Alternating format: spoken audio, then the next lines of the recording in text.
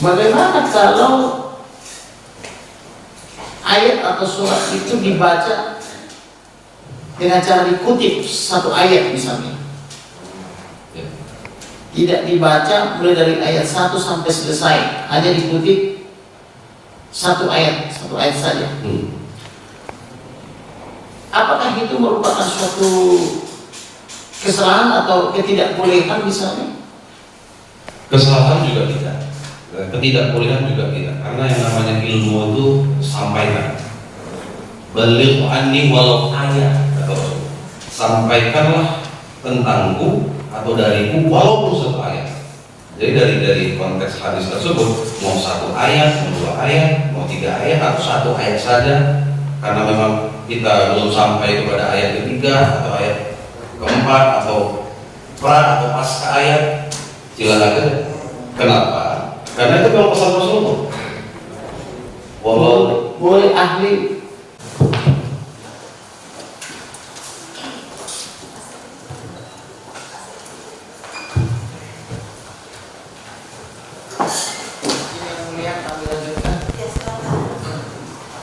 Saudara ahli, saya mau tanyakan tentang video atau ujaran terdakwa di dalam video.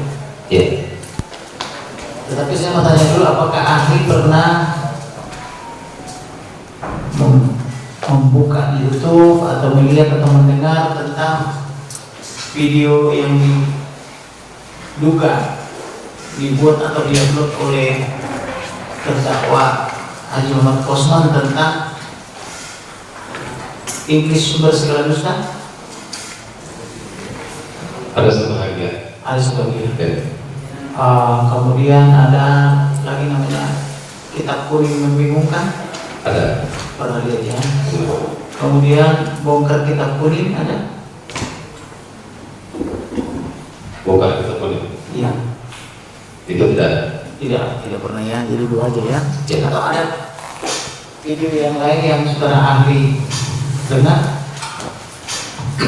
Video yang viral ya, ada tiga hal, yaitu tentang Nabi Muhammad di Gunung Ijin, kemudian Alhamdulillah Rabbil Alamin, kemudian Kitab Kuning Membingungkan bicara dari Palestina. Lalu tadi pagi saya ada lihat video lengkap, tapi karena waktu terbatas video yang panjang dan gajah, ada beberapa poin-poin saja mungkin bisa saya tangkap. Baik. Terkait dengan video tentang Kitab Kuning Membingungkan sama Iblis Sumber Segala Dusta sama apa tadi? Yang salam-salam tadi ya. Yang mau saya tanyakan adalah, setelah ahli menonton Iblis Sumber Segala Dusta itu, dari pemahaman ahli, kira-kira yang dimaksud Iblis Sumber Segala Dusta itu apa dan siapa itu menurut ahli?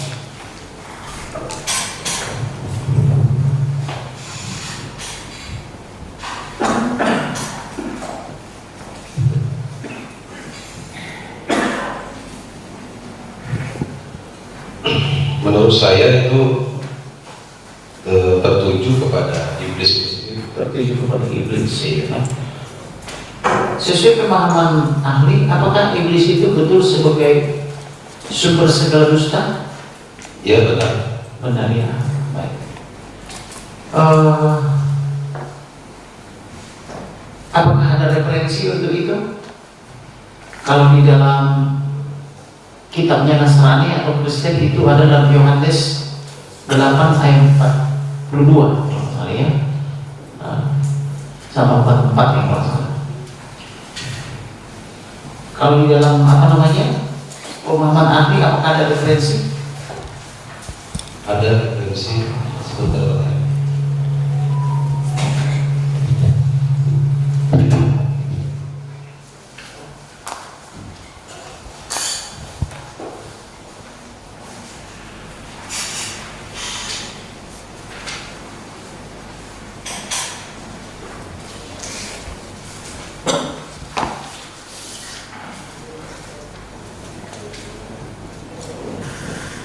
Jadi kita tahu bahwa iblis itu adalah syaitan tentunya.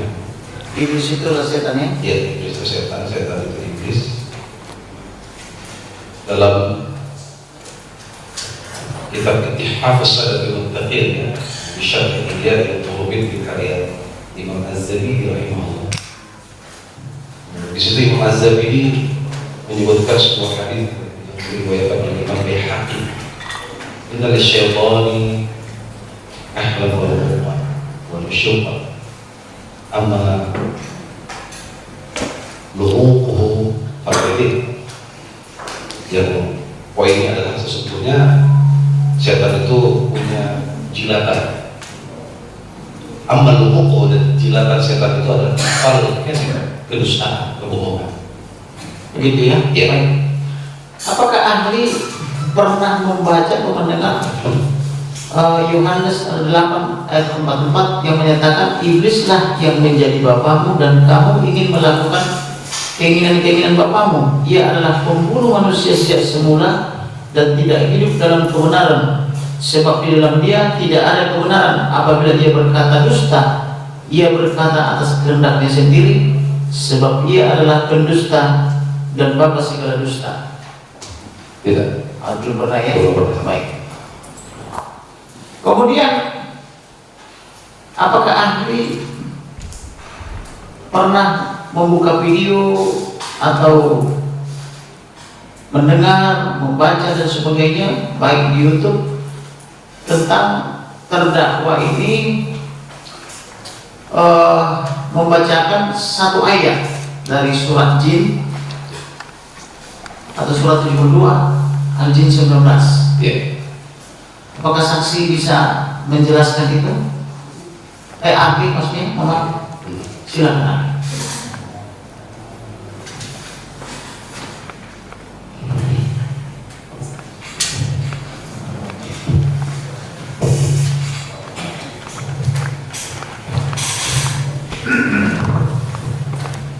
Di dalam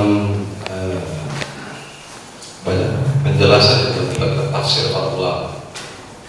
Video yang saya saksikan itu bahwa Nabi Muhammad itu digerubungi jin, kalimat seperti itu. Ya. Dalam surat Al-Jin itu ya. Jadi dalam kitab ini yang saya bawa ini, Hada'i Ruhi Warihan fi Rawabil Qur'anil Quran karya Muhammad Amin bin Abdullah Al-Rawi Al-Alami Al-Hari Asy-Syafi'i rahimahullah. Baik. Di situ disebutkan bahwa memang dikerubungi jin ya. Kadu ya, ada kalimat kadu di situ, kata Imam Muhammad Amin, qarubat jin. Jin itu mendekati Nabi Muhammad. Yakunu alaihi ibadah. Maksudnya ibadah itu adalah muzdahimina ala istima'i qiraat. Di mana jin-jin itu mengerubungi Nabi untuk mendengarkan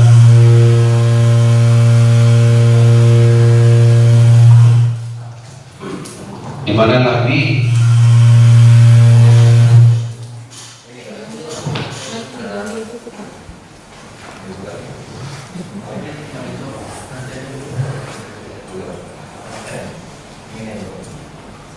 ya, kata muzdahimin ya, ditafsirkan oleh Imam Muhammad Amin bin Abdullah Al-Rawi Asy-Syafi'i adalah mengerubungi. Jadi jin itu memang mengerubungi Nabi Muhammad. Baik. Apakah ahli bisa menjelaskan apa yang melatar belakangi atau apa penyebab sehingga jin-jin itu mengerubungi hambanya ketika mendirikan sholat itu? Untuk mendengarkan Al-Quran. Untuk mendengarkan Al-Quran. Iya. Jadi mereka itu datang menghubungi Nabi Muhammad untuk mendengarkan Al-Quran. Baik. Kemudian pertanyaan saya, mengapa surat itu disebut surat jin? Ya. Iya, silakan. Karena memang ayat itu bercerita tentang jin, di mana ya, tentang jin, di mana Rasulullah SAW Iya. didatangi oleh jin, dan jin itu menjadi sahabat Nabi Muhammad. Baik. Kemudian saya mau tanyakan, apakah dengan dibacanya hanya satu ayat dalam hal ini hanya ayat 19, Ya. bisa mengurangi makna daripada keseluruhan? Tidak juga, dan tidak berpotensi seperti itu karena memang bukan bahasa yang berkonotasi negatif. Bukan bahasa yang berkonotasi negatif. Ya, saya sering dikerubungi jemaah. Apakah saya jadi baik tercelah? Saya pernah melihat di dalam komentar di YouTube, barangkali ahli pernah mendengar, ada juga yang bangga, itulah hebatnya Rasul kami, saking merdunya atau saking sakdunya apa itu lantunan itu sampai dikerubuni oleh jin. Ada juga yang bangga gitu di dalam beberapa komentar itu. Bagaimana menurut pendapat ahli? Ya, dia bangga, merasa bahagia mendengarkan ayat-ayat Al-Quran itu ya. Karena memang jin-jin itu kan kadang-kadang orang kan mau mengartikan itu selalu jahat. Sementara di dalam Islam itu sendiri, jin itu ada jin muslim, ada jin kafir, ada jin baik, ada jin jahat. Oh, jadi tidak selalu berkonotasi negatif ya? Karena ada juga yang jin muslim, ada juga jin kafir, jin ada jin jahat, ada jin baik. Jadi kalau dikerubung ini bukan berarti jadi konotasinya negatif ya? Betul, masih ya bahasa yang biasa saja. Baik. Kemudian di dalam video terdakwa Haji Muhammad Osman juga ada mereserver, yaitu surat 19 ayat 71 yang pada pokoknya di sana, dan tidak ada seorang pun di antara kamu yang tidak mendatangi neraka. Hal itu bagi Tuhanmu adalah suatu ketentuan yang sudah ditetapkan. Bisa ahli menjelaskan itu? Kemudian apakah ayat itu bisa berdiri sendiri atau harus melirik lagi ke ayat yang lainnya? Silakan saudara.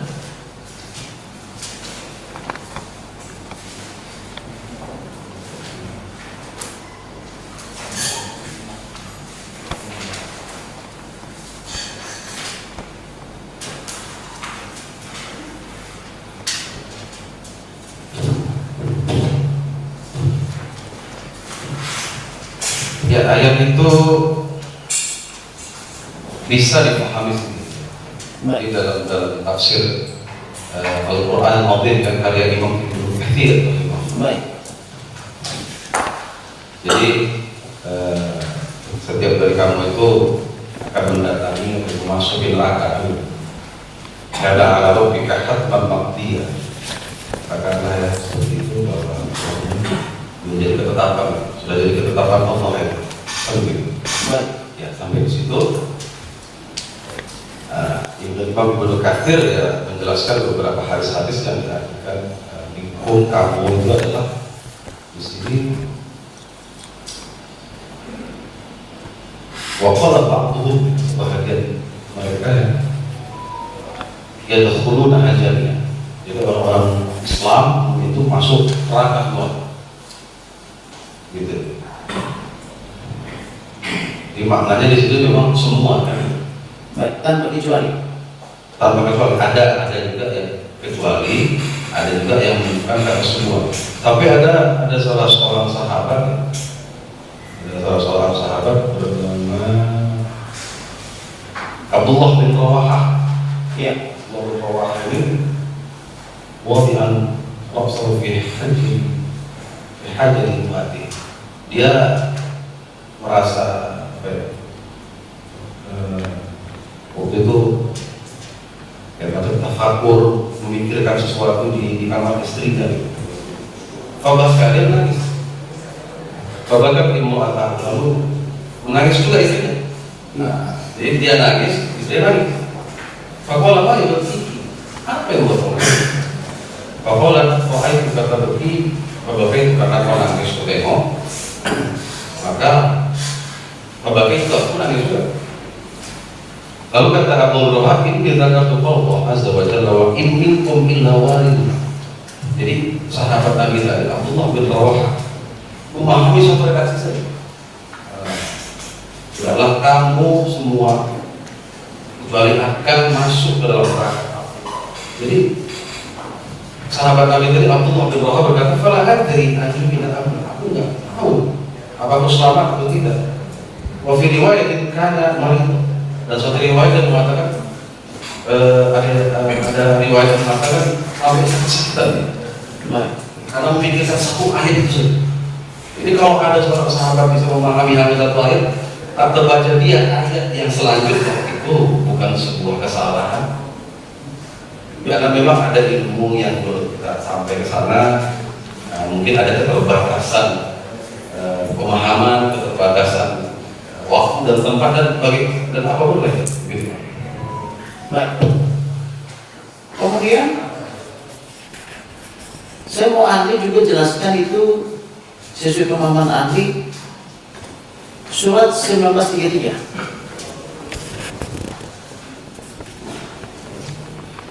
Surat Maryam 1933. Maryam 33. Ya.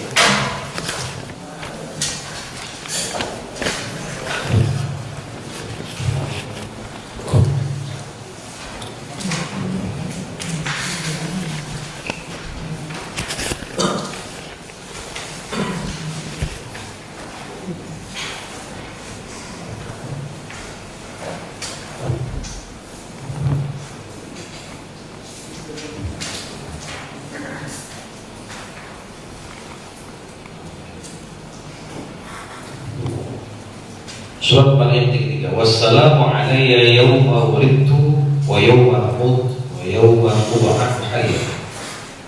Dan kesejahteraan semoga dilimpahkan kepadaku pada hari kelahiranku, pada hari wafatku, dan pada hari aku dibangkitkan hidup kembali.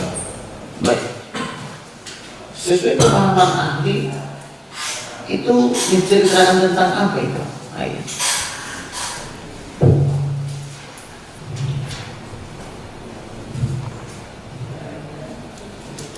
Di dalam kitab tafsir Al-Jami' li Ahkam Al-Quran yang karya Imam Al-Qurtubi rahimahullah, bahwa itu at-tahiyatul mubarakah, ucapan tahiyat, ucapan selamat yang sudah bermasyarakat, sudah dikenal. Selamat atas kelahiran, selamat atas pada hari kematian, dan selamat juga pada hari kebangkitan. Apakah ahli bisa menjelaskan siapa yang mengucapkan selamat kepada siapa yang menerima selamat? Konteksnya itu adalah Allah dan Nabi Isa alaihissalam. Baik. Kemudian apakah Nabi Isa alaihissalam itu memang dia pernah lahir, mati dan bangkit kembali sesuai ayat ini? Dalam keyakinan Islam, dia diangkat langit, Ya. dia tidak mati. Itu pendapat mayoritas ulama, dan itu Kemudian kewajiban. saya mau tanyakan tentang video terdakwa di mana di video ini dikatakan tidak ada ayat yang menyatakan hambanya Muhammad dekat dengan Allah. Yang ada adalah ayat Isa dekat dengan Allah, kan begitu ya? Ya. Bagaimana pendapat ahli tentang yang menyatakan tadi bahwa tidak ada ayat yang menyatakan hambanya Muhammad dekat dengan Allah, tetapi yang ada adalah Isa alaihissalam dekat dengan Allah. Sepanjang yang saya pahami, Ya. saya belajar redaksi itu saya nggak jumpai, Tidak jumpa. tidak saya jumpai, tapi ada interpretasi kan gitu. Interpretasi misalnya Nabi Muhammad itu Habibullah, kekasih Allah. Nah, jadi penafsiran orang kalau udah namanya kekasih pasti dekat dong dengan Allah. Iya. Kan gitu. Tapi kalau redaksi itu tidak ada. Atau mungkin Kalau dia menggunakan fakna laka dzikra. Kami angkat sebutanmu ya Muhammad. Maksudnya setiap kali nama Allah disebut pasti nama Muhammad. Tapi kata dekat itu mudah secara redaksi rasional ya. Tetapi secara substansial bisa. dekat. Misalnya katakanlah seperti mengutip misalnya 2 kalimat syahadat, apakah itu bisa secara substansial menggambarkan kedekatan? Bisa. Bisa ya. Tapi secara redaksi tidak. Secara redaksi tidak. Karena memang belum tidak pernah saya jumpai sepanjang saya pernah belajar tafsir dan Al-Quran. Bagaimana dengan Al-Fatihah? Apakah itu bisa menggambarkan kedekatannya? Secara substansial bisa. Bisa ya, bisa. Tapi secara rasional Tidak. tidak ada yang baik. Kemudian saya juga mau menanyakan tentang video terdakwa yang menyatakan bahwa Muhammad tidak pernah menerima wahyu secara langsung dari Allah Subhanahu wa taala, melainkan wahyu itu diterima melalui malaikat Jibril. Apakah itu benar atau tidak benar? Bisa diulang lagi? Saya ulangi ya. Di dalam video terdakwa Muhammad Kaji atau Haji Muhammad Kosman ini, di situ dikatakan bahwa Muhammad tidak pernah menerima wahyu secara langsung dari Allah Subhanahu wa taala, melainkan wahyu itu selalu diterima melalui malaikat Jibril. Ya, betul. Itu betul ya? Betul. Baik. Karena Jibril itu adalah penyampai wahyu. Jibril itu penyampai wahyu. Apakah itu terminologi Jibril? Hah? Jibril itu terminologinya penyampai wahyu? Penyampai wahyu. Baik.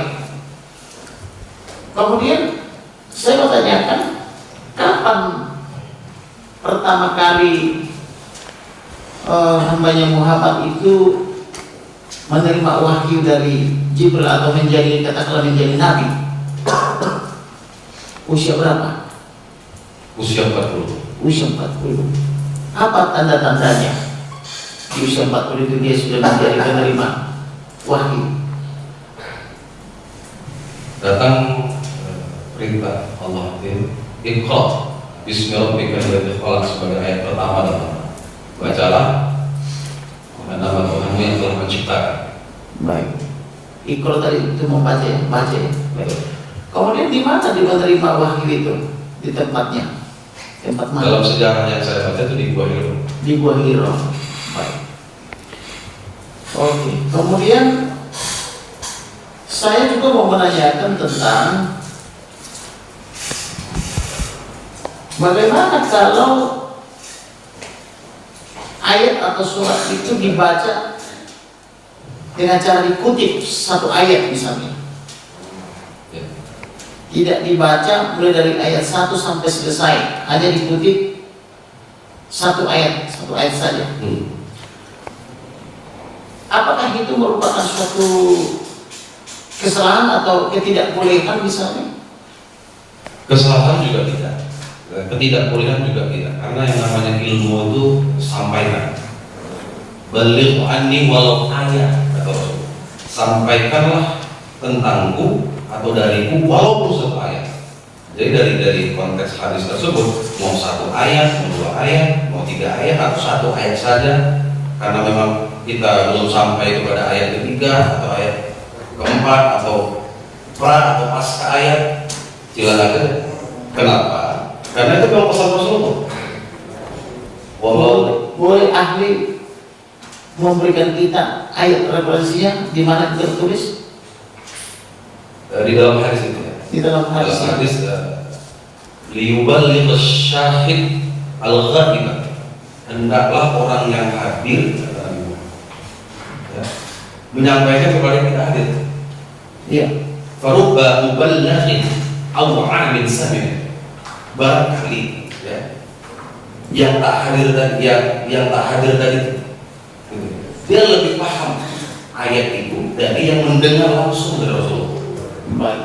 Jadi artinya Nabi Muhammad ini menginginkan terus diskusi pengetahuan itu dari mana pun bisa datang, karena akan selalu ada orang yang lebih tahu, lebih paham tentang ayat. Jadi jangan berhenti loh.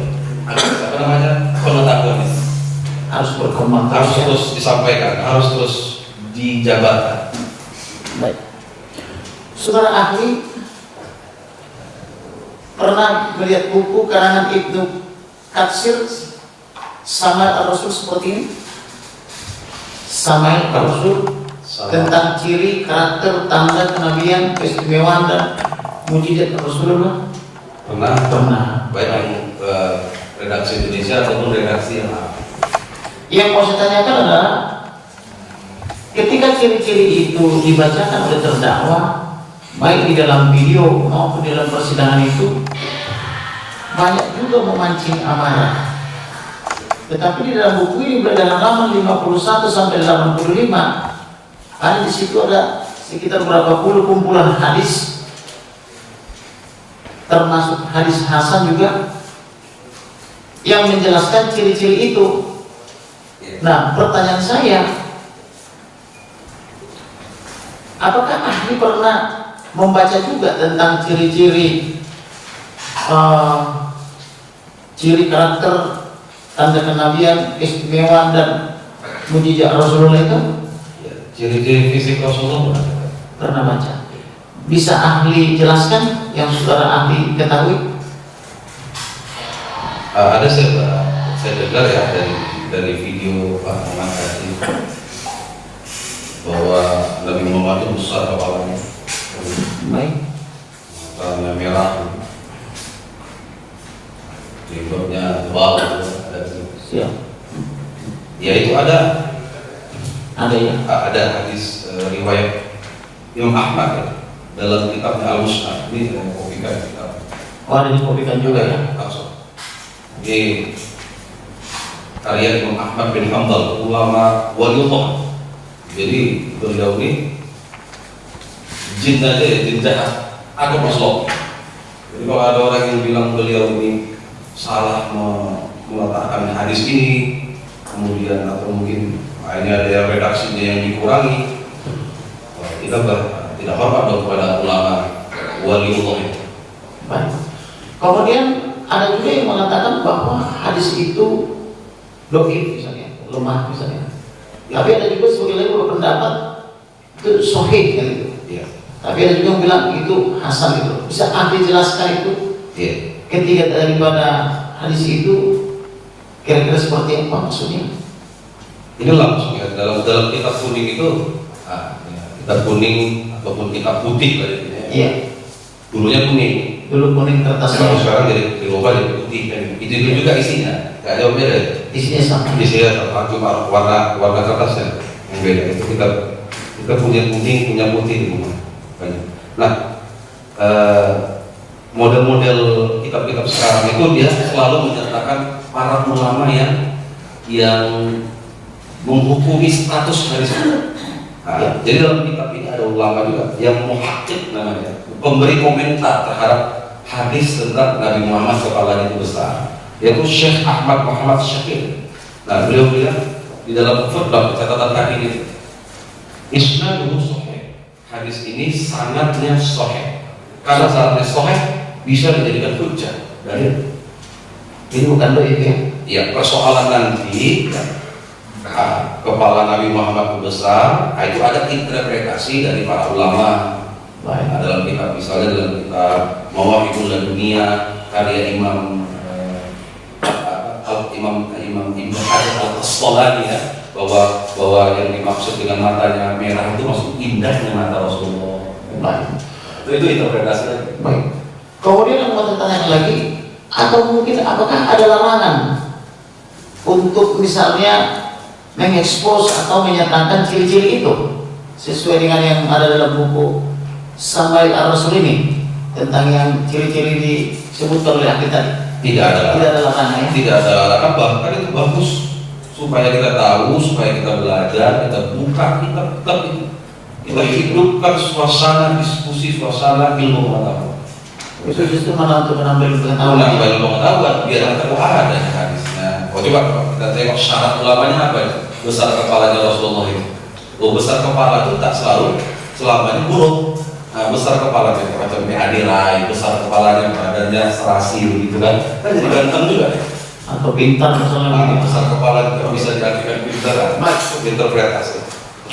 Kemudian saya mau tanyakan mengenai video daripada terdakwa yang menyebut kitab kuning membingungkan atau bongkar kitab kuning, di mana beliau atau terdakwa ini mereservkan surat Al-Jubruk atau surat 146 ayat 36. Al-Jubruk 36.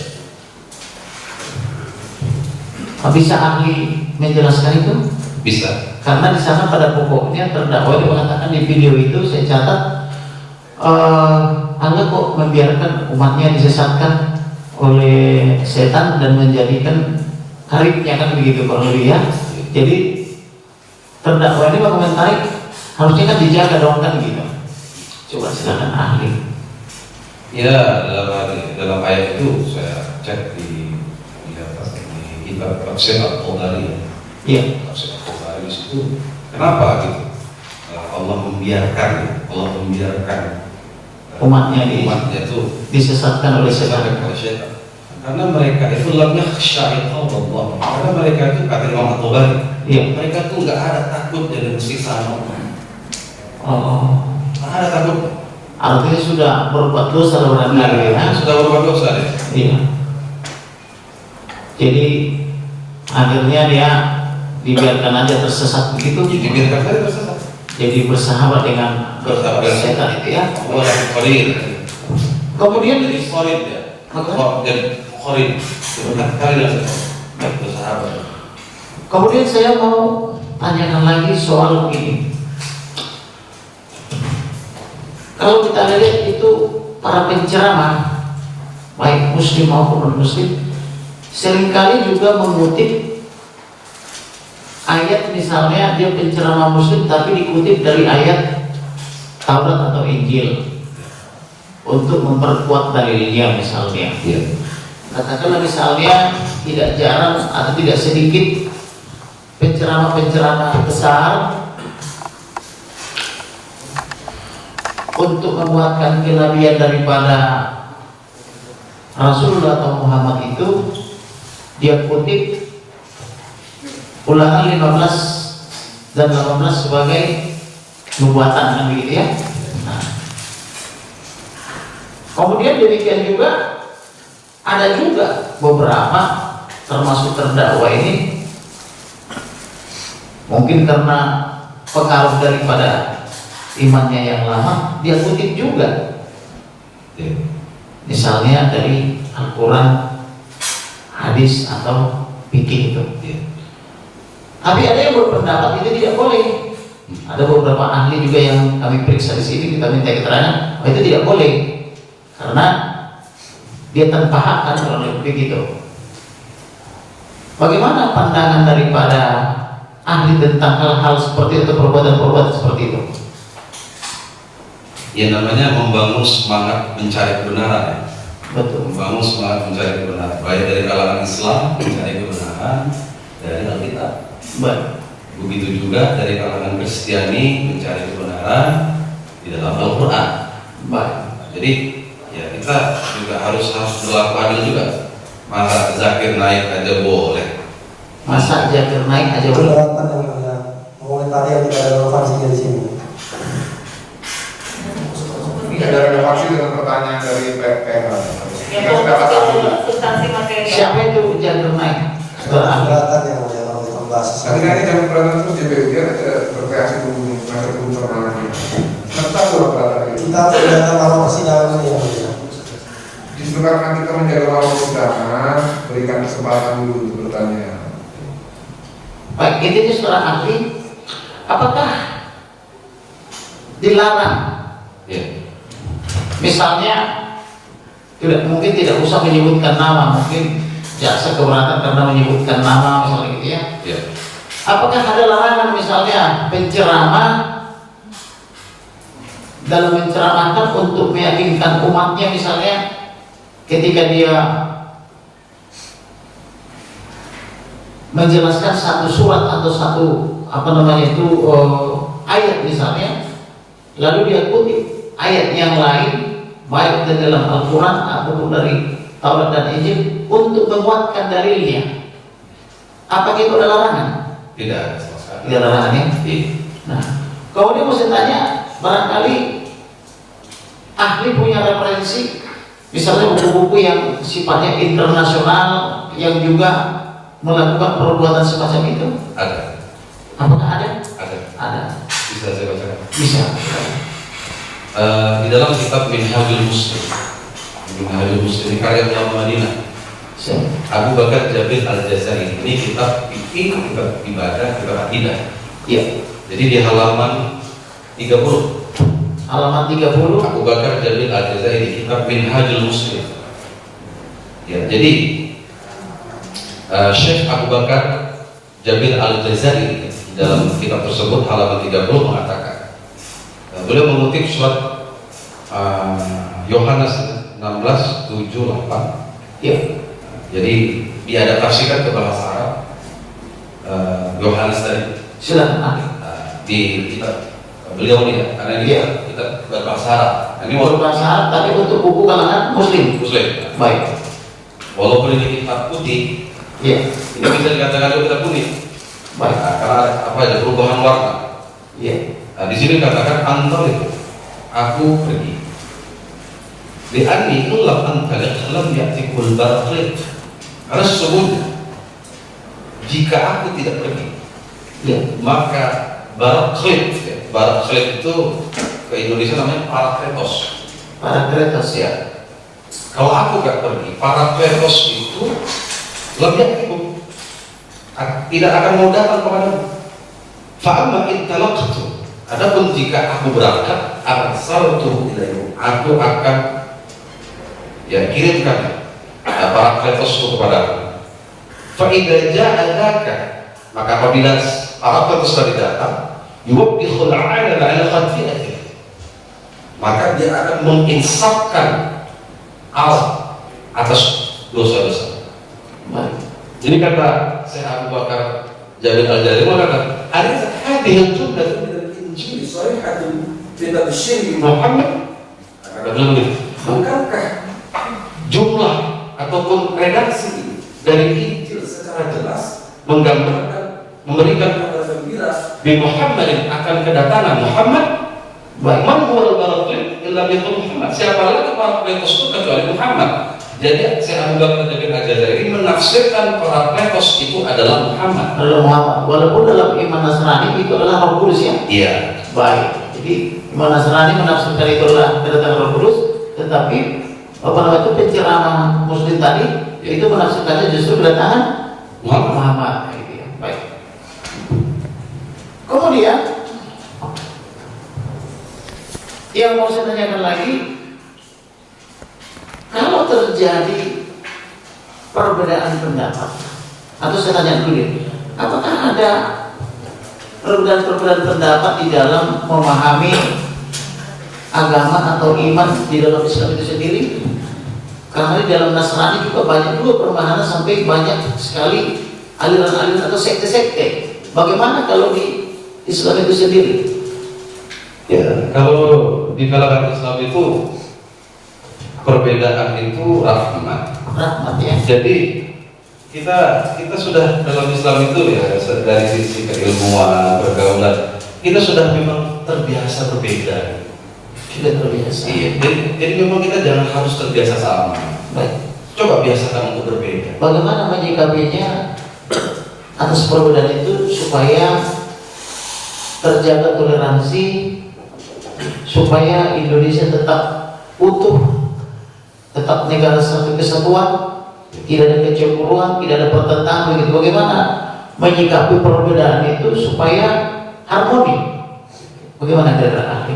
Pertama ya kita berdoa kepada Allah, minta bangsa ini bersatu dalam kebaikan, walaupun tidak bisa bersatu dalam pemikiran. Baik. Kemudian yang kedua, teruslah kita menggali ilmu, jangan berhenti membaca. Jangan berhenti membaca. Sekali berhenti membaca, maka akan banyak multi tafsir yang lain. Tapi kalau itu terjadi, ikhtilaf umat rahmah, perbedaan umat rahmah, kasih sayang. Karena Rasulullah menjamin, lan tadillu ummati ala dhalal. Walaupun umatku itu berbeda pandangan, mereka itu tidak akan terjebak dalam kesesatan. Bagaimana dengan ada yang mengutarakan katanya lakum dinukum, Ya. adik-adik, agamamu, agamaku. Apakah itu juga bisa untuk memupuk kerukunan antar umat beragama? Wah, sangat sekali. Sangat sekali. Sangat sekali bisa. Nah, kemudian konsep saling mengasihi biarpun berbeda tetapi mengasihi dan menganggap saudara sendiri. Berbeda tidak harus menjadi musuh, tetapi tetap berbina silaturahmi, menjaga persaudaraan. Bagaimana kira-kira? Ya tentu, karena Nabi Muhammad itu beliau mengajarkan kepada kita untuk bersilaturahmi, untuk menebarkan rahmah, Baik, menebarkan assalam, kedamaian. baik, Tebarkan kedamaian. Ufsus salam bainakum, kata Rasulullah. Tebarkan kedamaian di antara kalian. baik. Kemudian saya pernah membaca artikel yang menjelaskan tentang riwayat atau masa hidup hambanya Nabi Muhammad itu, bahwa istri-istrinya pun juga, mudah-mudahan saya tidak salah baca, ada juga Yahudi, ada Nasrani dan sebagainya. Gimana itu menurut pendapat ahli? Ya, karena memang di dalam Islam itu ada menikahi ahlul kitab. Ahlul kitab itu boleh. Sementara kalau kita lihat ke era modern ini yang sudah jauh lebih modern sebetulnya dibanding 1400 tahun lalu, harusnya pemikiran si kanan itu kan sudah harus jauh lebih maju, tetapi isme-isme itu terkadang sangat terasa, seolah-olah ini, mohon kalau saya salah memahami, wah ini Yahudi, Nasrani dan Islam ini seolah-olah bermusuhan begitu di dalam tanda petik ya, walaupun tidak seluruhnya, mungkin hanya oknum saja. Bagaimana kira-kira menurut ahli? Ya,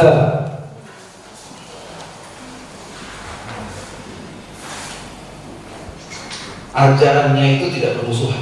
Tidak bermusuhan harusnya. Harus, waktu dia dari kalangan Kristiani, dan dia dari kalangan Muslim, tetapi oknum-oknum itu saja mungkin. Oknum aja ya. Ya, oknum yang mungkin melebarkan perbedaan. Penasihat itu masih lama? Saya juga satu pertanyaan lagi. Baik. Kemudian saya mau tanyakan ini.